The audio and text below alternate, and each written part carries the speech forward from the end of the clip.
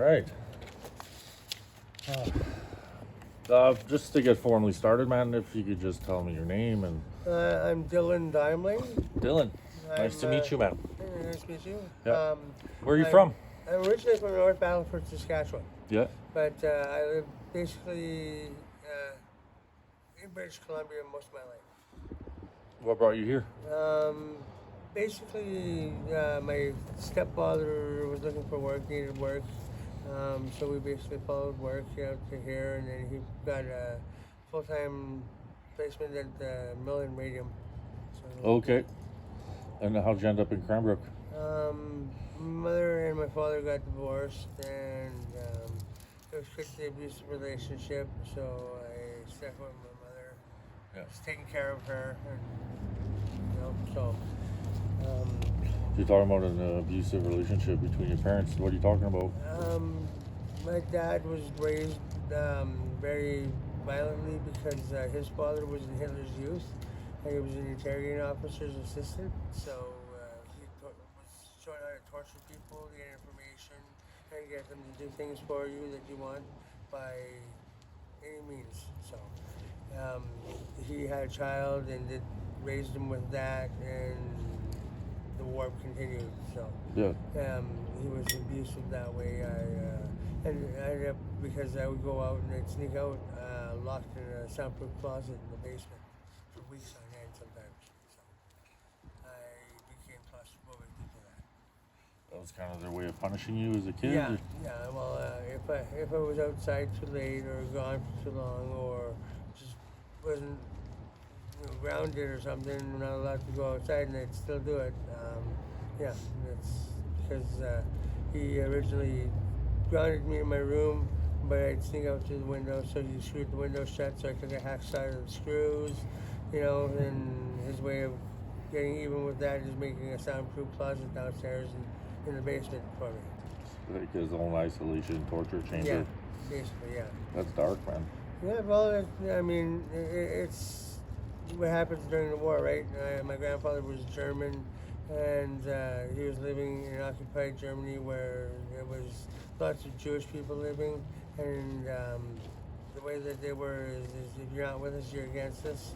So either you're with us or you're in the hole with the Jews getting shot dead. So my grandfather did what he had to do to survive. Mm-hmm. Yeah, it's a dark history of our past, man. Yeah, and then on my mother's side, when she had us, she was a single mother with 3 kids. She left us with her parents. Never thought that her dad would be sexually abusing grandkids and whatnot, but he was. So I was like 1 year old when it started with me. How old, sorry? 1. Okay. Other relatives and my siblings, they were of different ages. Some were old enough to speak, some were like me, who couldn't say anything, right? But so he abused all of his grandchildren? Basically, yeah. And not just grandchildren, so it was some of his children, basically. Do you have memories of that? You said you were Oh, yeah, I remember everything as if it was like yesterday. The way the human brain works is miraculous. It's always the worst of the worst or the best of the best. You remember. You don't remember the immediate thing. Are you willing to share some details of that if you're comfortable? Yeah, I'm comfortable with it, but I mean, it is kind of gruesome.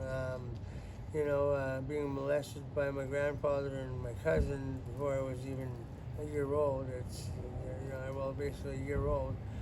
Not being able to say anything, to say, hey, this is happening. And, it's, that term goof, that's what that is. Somebody that puts a diaper on a child after they're done doing whatever they do to them, right? And that's why it's so harsh. That's why it means what it means, right? And that's basically what they were. They were goofs.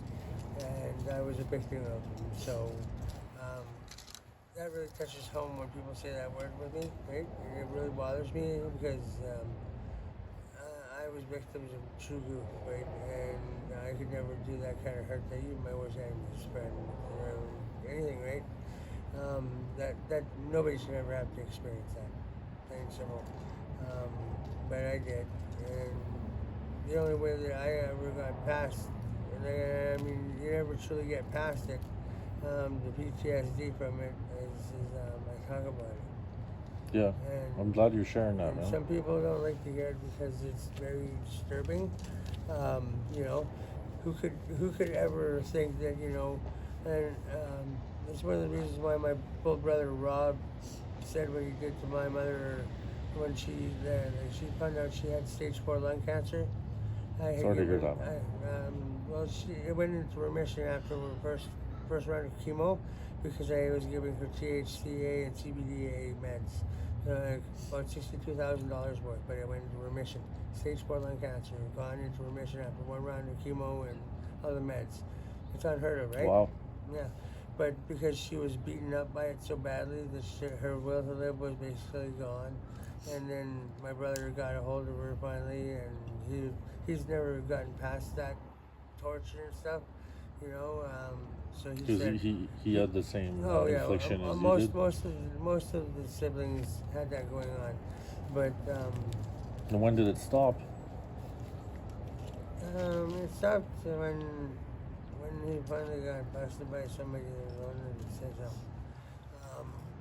Around the 80s, you know, mid 80s. I was born in 78, so yeah, it happened for a while for me. And Mom being a single parent of 3 boys, you know, she had no choice but to rely on family for help. And so, you know, we were living in the house with them. So we were easy access. So it happened to us more than most of the other cousins and so forth, right? My full brother, Rob, never got over it. So he had this resentment towards my mother over it all because she left us there for them to do this to us. He couldn't get past the fact that she's a single mother, and nobody ever thinks or feels that your parents are going to be, or your family are going to be the ones that do this to your kids, right? Yeah.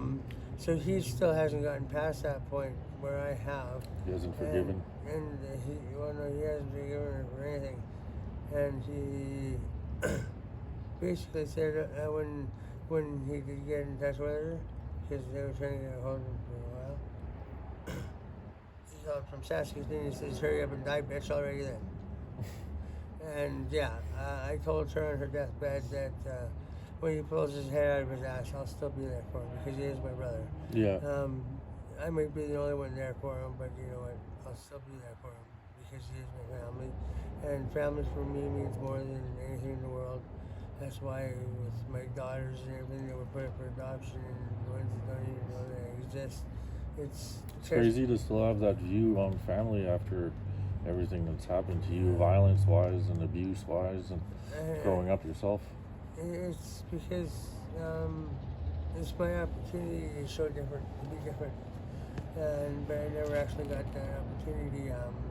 I had a daughter that was born, and her mother actually put her up for adoption. She was an alcoholic, and she tried to say that she was somebody else's kid because she was being quite the drunk, which kind of hits really close to home because my dad was freebasing cocaine, and in the 70s they didn't know what buff was, right? So it was real dope. So he was using when I was conceived. So I'm one of those 20% that were born addicted to cocaine. I came out, there was something, I felt like I'm not whole, there's something missing. I was always looking for something, and I didn't know what it was.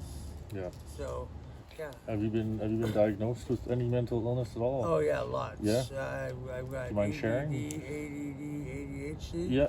Which is, if people don't understand what those mean, attention deficit disorder, adult deficit disorder, which is something similar but different. I was diagnosed with that and just attention recently. deficit hyperactive. Okay. And those are all basically categorized under the ADHD, attention deficit hyperactive, but they have a number sequence beside them, so they are a little bit different.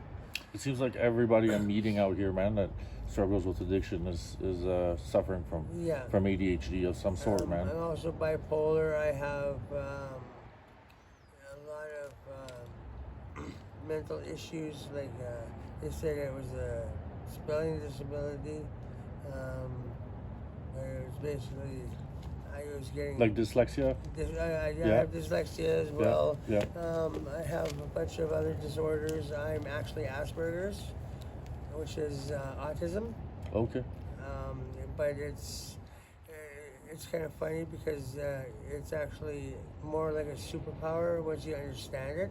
You're like a superhuman. Your brain's way more advanced than you give it credit for. Like Rain Man, that movie, right? You're a genius in a lot of specific things, Yeah. right? But I don't see a struggle socially, bro. You're very good.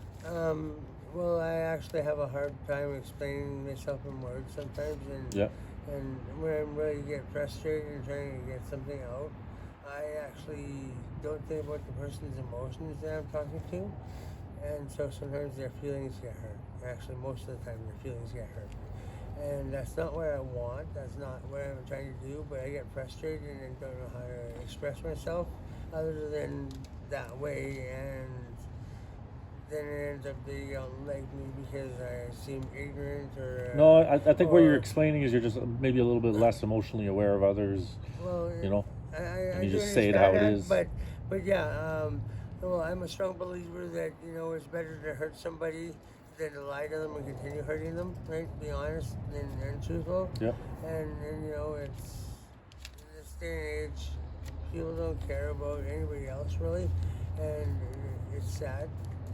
Hey, Dylan, You need when more people. when did you first start using drugs? How did that begin, man? From the very start. How old were you? I was 5 years old when I first had tequila. I ended up with one of those mini Mickeys. Yeah. And I drank that, and I passed out on the chair behind my grandfather's chair. My mother's side, so the sexual assaulting one. And that kind of was still going on at that time. Then basically I was 10 years old when I first met some biker relatives that came here to Cranbrook. I was actually living away from home with other people. My brother and I were renting, and we were doing whatever we could to get the money, right? And they showed us how to finish processing cocaine, and then the big scabby, scrawny-looking one called me in the kitchen and taught me how to cook crack cocaine at 10 years old. Mm-hmm. So he's like, "This is how you make money."